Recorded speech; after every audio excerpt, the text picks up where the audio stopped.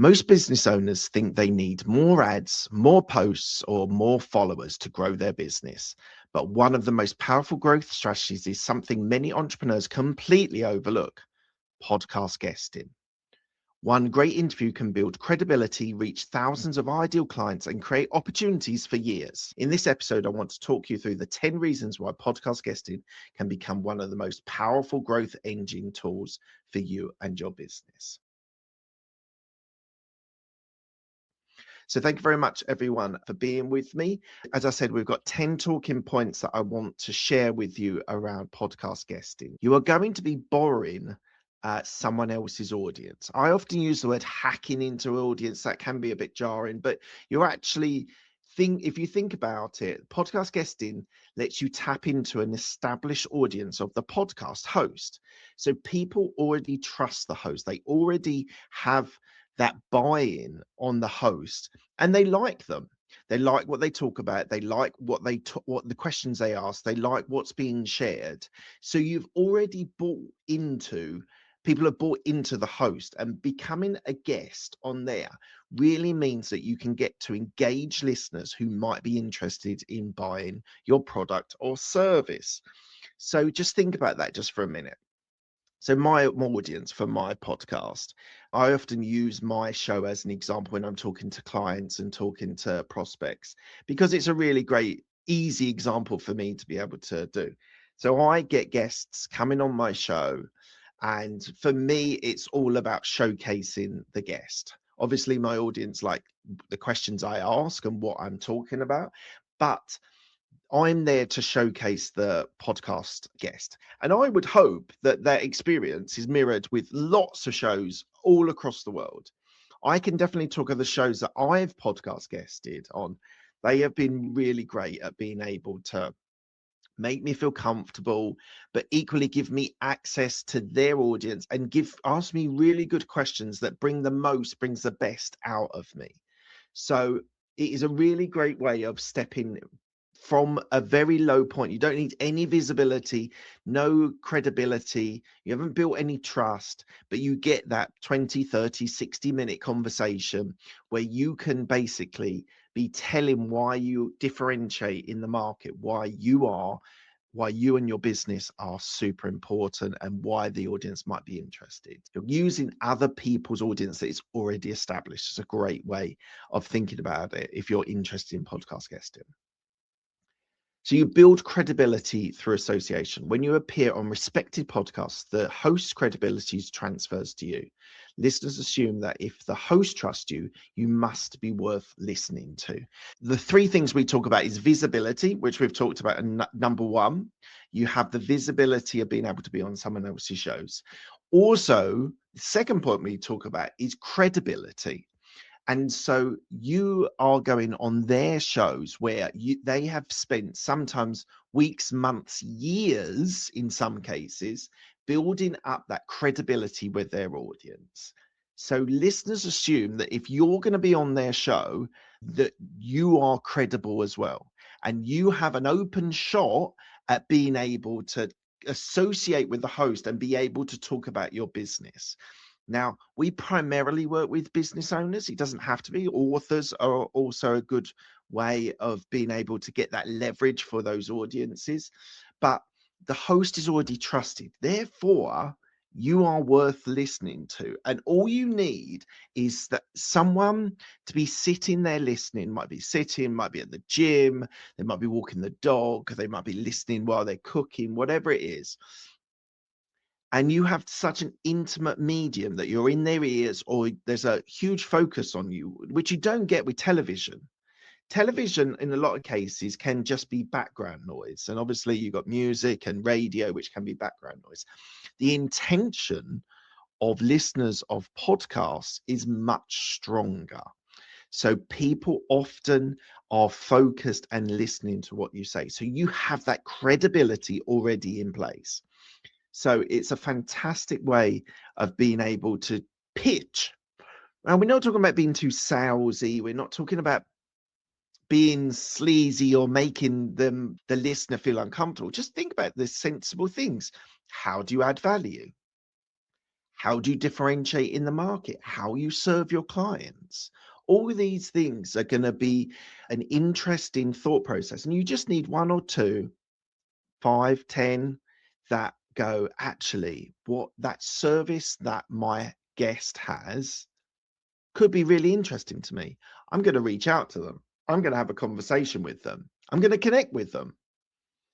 And therefore, having that credibility through association is a fantastic way of being able to get in front of audiences that might just be ready and primed to be working with you.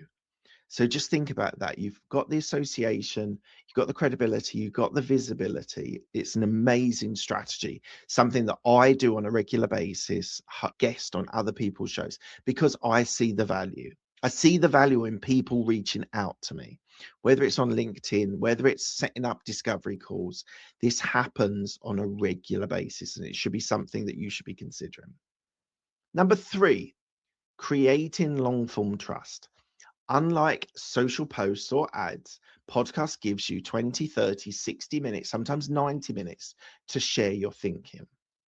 This time allows people to understand your expertise, your story, and how you solve their problems. So, as I said, the 3 things which are involved are important for podcast guesting: visibility, which we talked about, credibility, and trust is the third one. So, the reason why trust can be built is that it is on long form basis. So, podcasts, as I said, 20, 30, 60, 90 minutes long. You really go deep into your business, some of the stories around how you got to that place, and don't discount the importance of stories being part of the emotional connection that you get with the audience.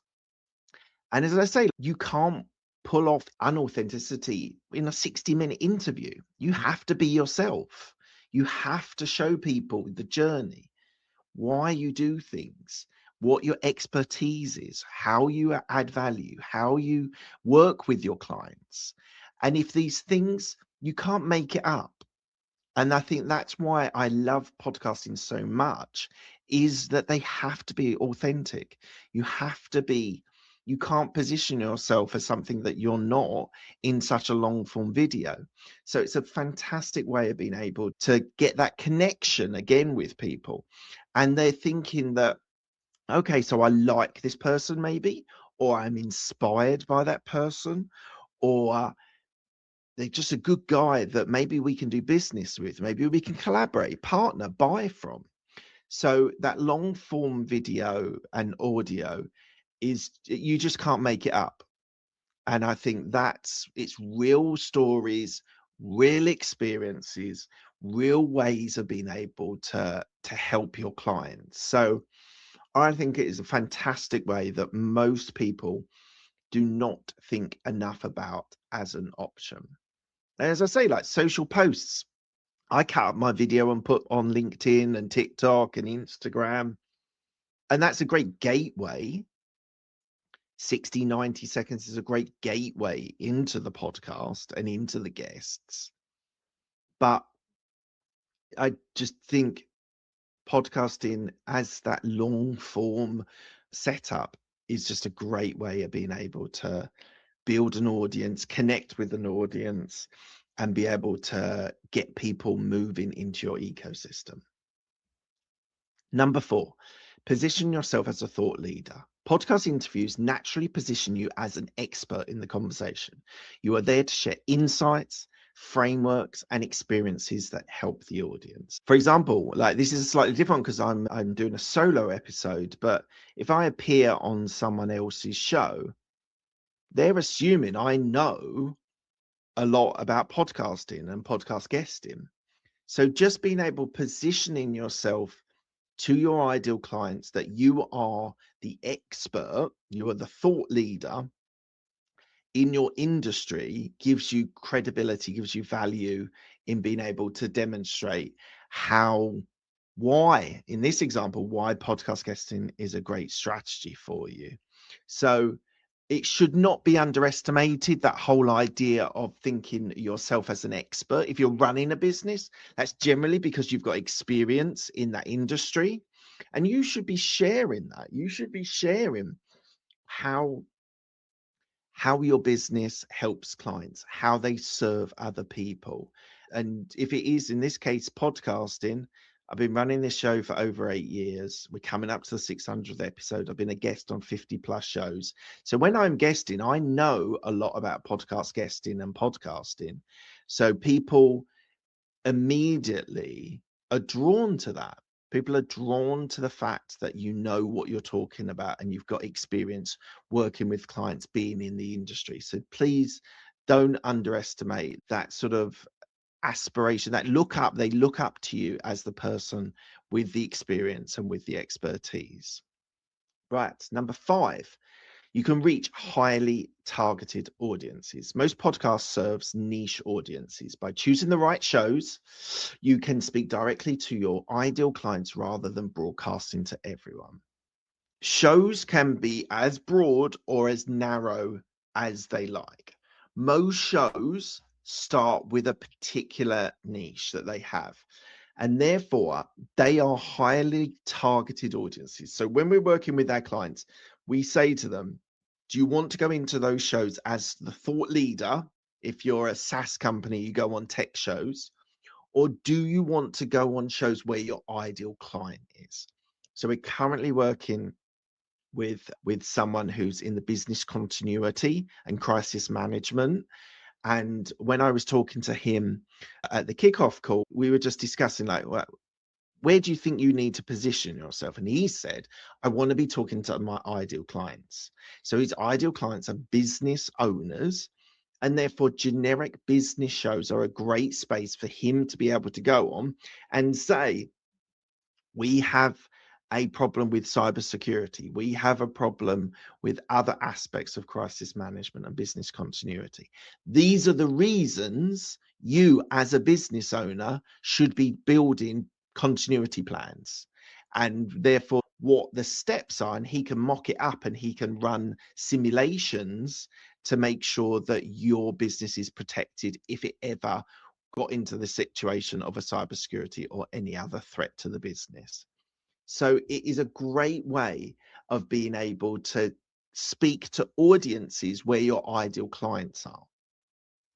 So we help you choose the right shows. So as I said, we'll work on a genre, a niche of show, and we will then say to you, you need to trust us that we're going to get you on the right shows in those areas. It is a great way of being able to get to that target audience. A lot of our clients target audiences that are their ideal client. Some of our clients do want that thought leadership even more and upscale that because they want to build their personal brand more. But as I said, most of our clients are business owners, and therefore their biggest gripe is, I can't get the visibility to the right people. So we will get you on those shows that get you talking to your ideal client. And that's where the visibility, credibility, and trust all come in, because you know that you're talking to the right people. And we do the search. We have a search functionality, which means we can outreach to any show globally.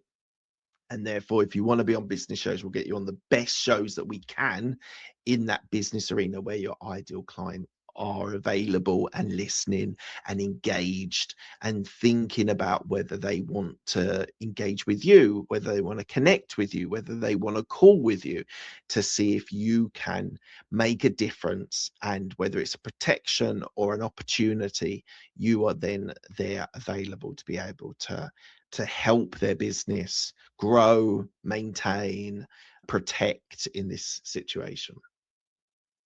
Number 6, generating inbound opportunities. A strong podcast appearance often leads to speaking invitations, partnerships, referrals, and client inquiries from listeners that resonate with your message. So I'm going to break this into 2 separate areas. The first thing is the opportunities of speaking gigs, partnerships, collaborations.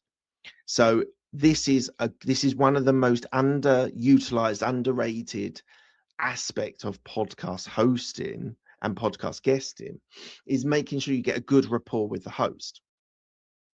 Because I've had numerous speaking gigs come from being on a podcast as a guest. I spoke at the end of last year on a thing with Christine Campbell Rappin, who invited me onto her event to talk about podcast guesting. And that was after me being on her show. So it's a fantastic way of being able to get those sort of speaking gigs, which get you to different audience and new audiences. And those partnerships and collaborations are real. We've worked with a leadership coach who started a course with a host that he guested on. And so it's a great way of being able to build relationships and that go beyond just a podcast conversation. So always think about that as an opportunity and a way of being able to connect with people in your industry or in the similar vein that can give you other opportunities. And then you've got the client inquiries, which people resonate with you. And I would like to say this is something that happens lots. But what the evidence and the details that we're getting is you need to get people into your ecosystem. So whether that's on your LinkedIn or social media or on an email newsletter or onto a landing page or a website for a discovery call, you need to be able to get people consuming more of your content that they will then want to be able to connect with you and ask you if you'd be able to help them.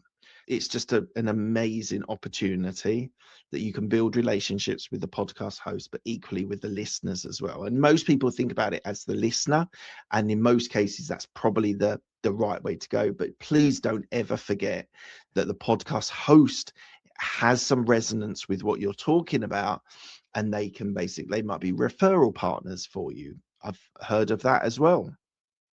I've actually a podcast guest on my show.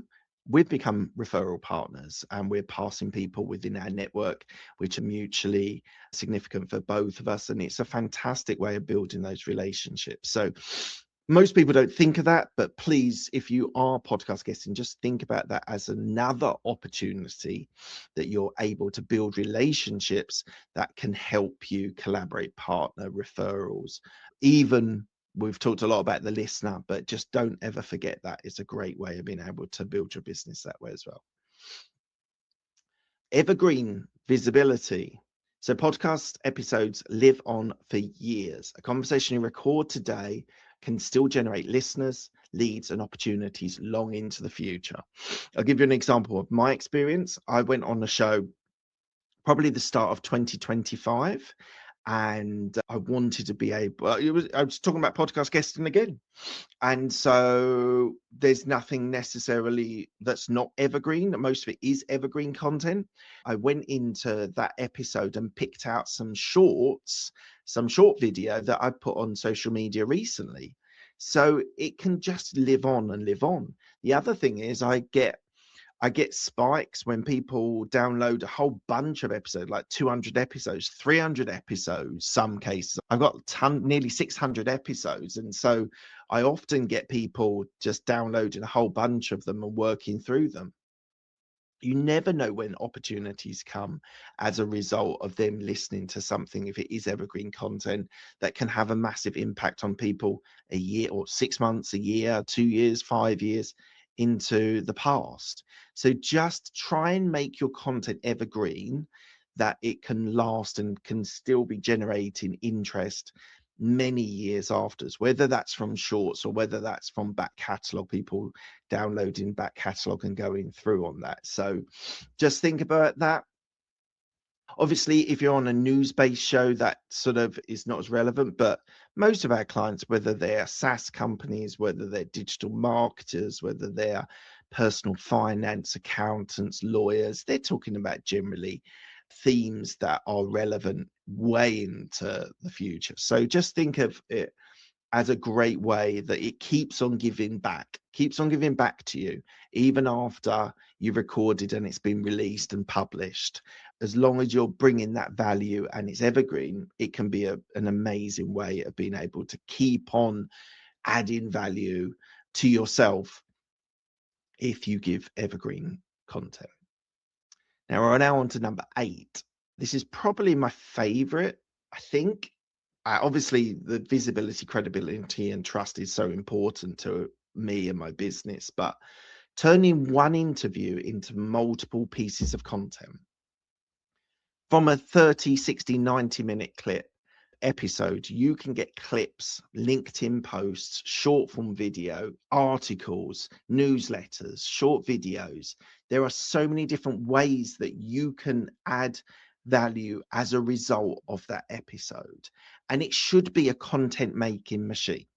So I've given you the example of the evergreen content releasing something over a year ago, but you've got all this content that's already, you can transcribe it and then be able to create the content on the back of it. So many people are now on those social media platforms, or they're looking at newsletters. Newsletters has taken a real resurgence of interest, and it's done us very well in the last 18 months. Done really well producing regular email newsletters.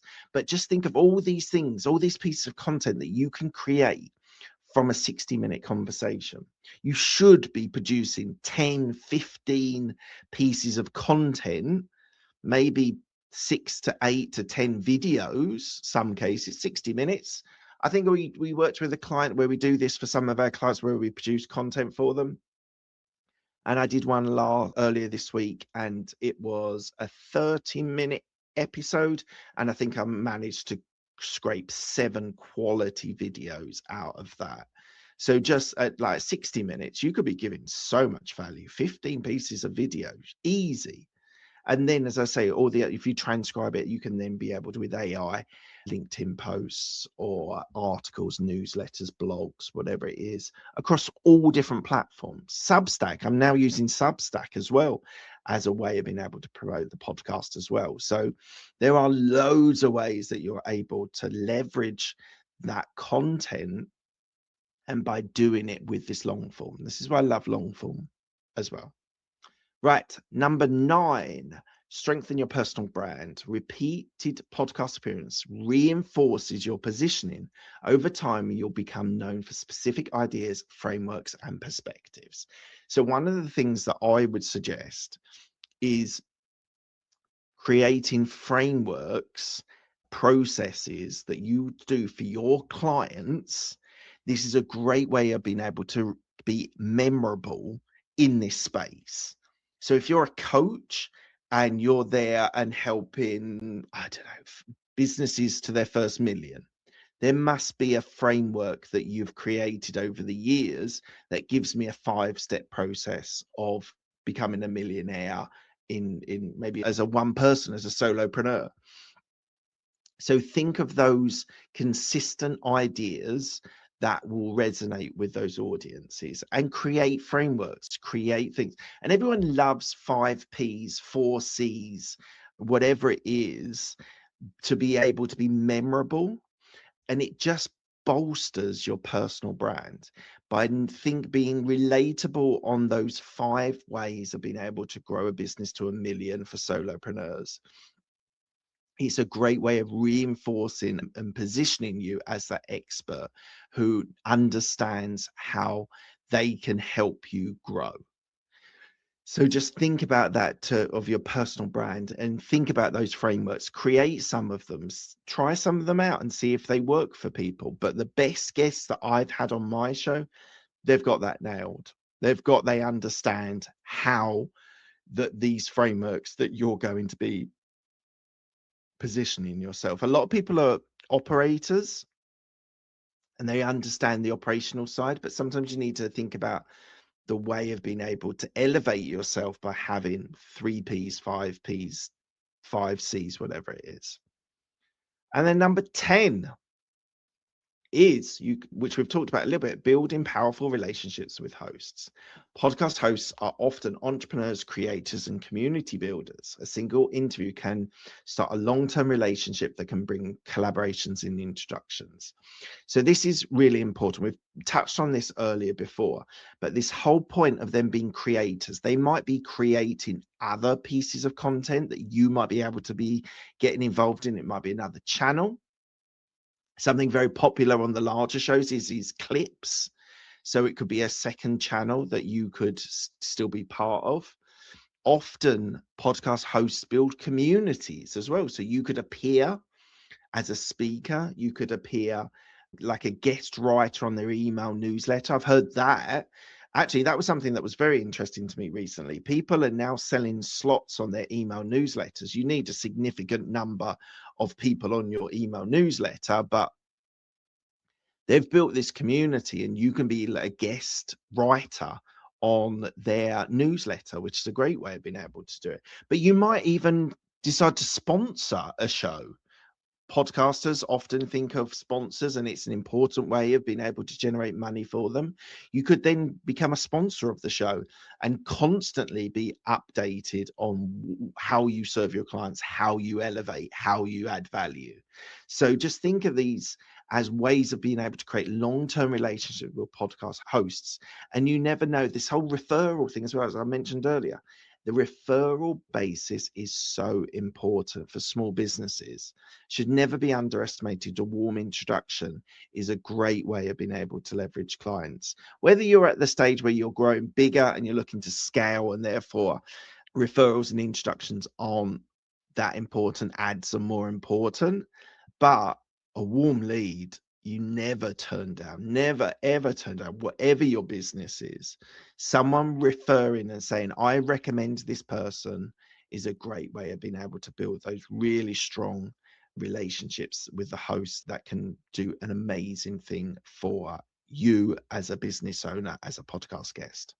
Look, that's been 30 minutes. That's longer than I thought it was going to be. Thank you, everyone, for being with me today. As I said, it's a slightly different episode. We weren't expecting it to be a solo episode, but hopefully you've got some value.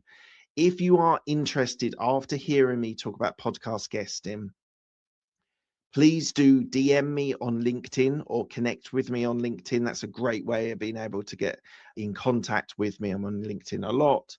Or go to podcastintroduction.com. We are building a new website at the moment. So there's just a landing page up there, but that's got a way of being able to get a discovery call with me. So go to podcastintroduction.com. Please do connect with me. I'd love to be able to have that conversation with you. And just thank you, everyone. Thank you so much for being part of today. It's been really interesting. Hopefully you've enjoyed this episode. We will be back to our normal schedule next Wednesday for the lives, and the podcast will be released on the following Monday. So thank you very much for your time. Have a great day, and on to the next one.